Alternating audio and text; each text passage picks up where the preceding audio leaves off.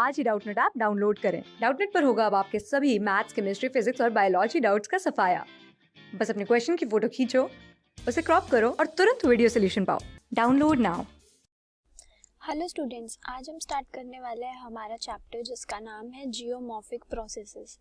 इस चैप्टर में हम लोग मेनली डील करेंगे एक्सोजेनिक और एंडोजेनिक फोर्सेस से, जिसकी प्रोसेस के थ्रू हमारा जियोमॉर्फिक प्रोसेस होता है।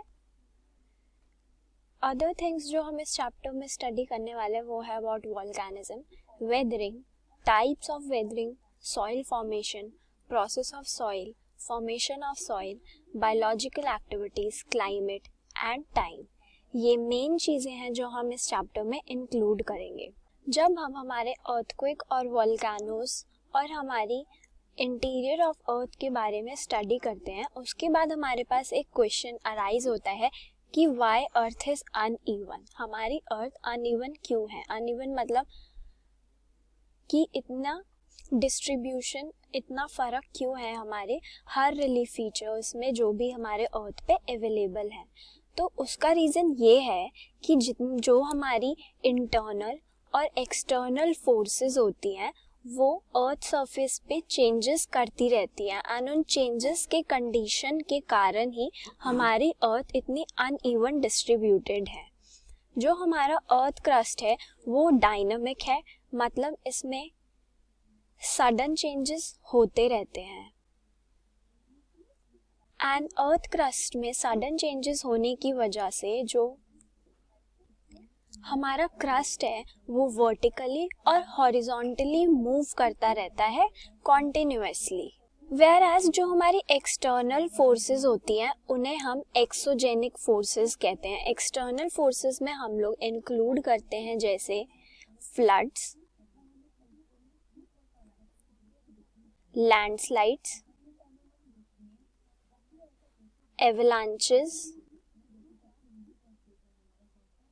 वेयरएज जो हमारी एंडोजेनिक फोर्सेस होती हैं ये इंटरनल फोर्सेस होती हैं। इंटरनल फोर्सेस में इंक्लूड किया जाता है प्लेट टेक्टोनिक,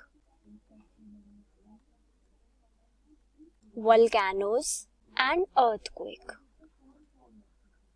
ये जो है ये हमारे इंटरनल फोर्सेस हैं, एंड इंटरनल फोर्सेस हमारी एंडोजेनिक फोर्सेस कहलाई जाती हैं। वेयर एज जो हमारी एक्सटर्नल फोर्सेस होती हैं उन्हें हम एक्सोजेनिक फोर्सेस कहते हैं। एक्सोजेनिक फोर्सेस का काम होता है डिग्रेडेशन का। हमारी जितनी भी एक्सोजेनिक फोर्सेस होती हैं वो हमारे रिलीफ फीचर्स एंड एलिवेशंस का डिग्रेडेशन करती हैं। वेयर एज जो हमारी एंडोजेनिक फोर्सेस होती हैं उनका काम होता है अपलिफ्टमेंट करने का। मतलब जो एक्सोजेनिक फोर्सेस ने डिग्रेड कर दिया है हमारा रिलीफ फीचर, एंडोजेनिक फोर्सेस उन रिलीफ फीचर्स को कंप्लीट करती हैं और उन्हें डिग्रेड होने से बचाती हैं।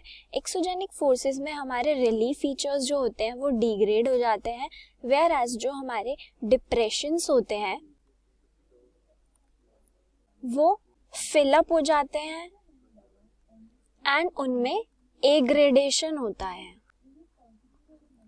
एग्रेडेशन का मतलब होता है कि वो फुलफिल हो जाते हैं, उनमें जो कमियां हो जाती हैं वो पूरी हो जाती हैं। वेयर एज डिग्रेडेशन का मतलब होता है कि उनमें जो क्वालिटी अवेलेबल होती है, जितने भी हमारे रिलीफ फीचर्स होते हैं वो डिग्रेड हो जाते हैं, कम हो जाते हैं, खत्म हो जाते हैं। ये काम होता है हमारे एक्सोजेनिक फोर्सेस का। एक्सोजेनिक फोर्सेस में हमारे रिलीफ फीचर्स का डिग्रेडेशन होता है और हमारे डिप्रेशंस और बेसिन्स का एग्रेडेशन होता है। वेयरएज जो हमारा फिनोमिना होता है रिलीफ वेरिएशंस के वियर डाउन होने का, उनके डिग्रेडेशन का हमारी अर्थ सरफेस पे, उसको हम ग्रेडेशन कहते हैं। ग्रेडेशन जो होता है हमारा वो होता है इरोजन की हेल्प से। इरोजन की हेल्प से हमारे जितने भी रिलीफ फीचर्स या वेरिएशंस होते हैं अर्थ सरफेस पे वो डिग्रेड होना स्टार्ट कर देते हैं, उनमें वियर डाउन प्रोसेस स्टार्ट हो जाता है। हम बात करते हैं हम हमारे एंडोजेनिक फोर्सेस की। जो भी हमारे एंडोजेनिक फोर्सेस हैं ये कॉन्टिन्यूसली एलिवेट होते रहते हैं एंड उस एलिवेशन की वजह से हमारे अर्थ सरफेस पे जितने भी रिलीफ फीचर एक्सोजेनिक फोर्सेस की वजह से डिग्रेड हो चुके होते हैं उनमें बिल्डअप हो जाता है, वो अपना अंदर नया फॉर्मेशन कर लेते हैं relief features due to endogenic forces. So in general terms हम ये कह सकते हैं कि जो हमारे एंडोजेनिक फोर्सेस का काम होता है वो काम होता है लैंड बिल्डिंग का। एंडोजेनिक फोर्सेस की हेल्प से हमारे पास जितनी भी लैंड होती है वो नई फॉर्म होके आती है, नई बिल्ड होके आती है। वेयर एज एक्सोजेनिक प्रोसेस या you can say exogenic forces का काम होता है लैंड वेयरिंग का। लैंड वेयरिंग मतलब डिग्रेडेशन का। हमारी जितनी भी एक्सोजेनिक फोर्सेस है वो हमारे रिलीफ फीचर्स को डिग्रेड कर देती हैं, ख़त्म कर देती हैं। लास्ट थिंग जो हमारी मेन है वो ये है कि हमें पता है कि जो हमारा अर्थ सरफेस है वो काफ़ी ज़्यादा सेंसिटिव है, लेकिन स्टिल जो ह्यूमन बींग्स हैं वो अर्थ सरफेस का इंटेंसिवली और एक्सटेंसिवली काफ़ी ज़्यादा यूज़ कर रहे हैं। और उनके यूज़ की वजह से हमारे अर्थ के जितने भी रिलीफ फीचर्स हैं वो हाई अमाउंट में डिग्रेड होते जा रहे हैं, जिसकी वजह से हमें काफ़ी सारे कॉन्सिक्वेंसेस देखने को मिलते हैं like global warming, climate change. And in सब की वजह से हमारी जो अर्थ है वो काफ़ी ज़्यादा प्रॉब्लम्स फेस कर रही है।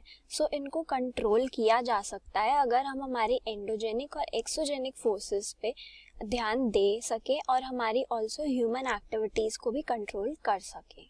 सो यहाँ हमारा जियोमॉर्फिक प्रोसेसेस का इंट्रोडक्शन ख़त्म होता है। अब आगे हम हमारे इम्पॉर्टेंट जियोमॉर्फिक प्रोसेसेस के बारे में स्टडी करेंगे। आई होप आपको यहाँ तक समझ आ गया होगा। Thank you.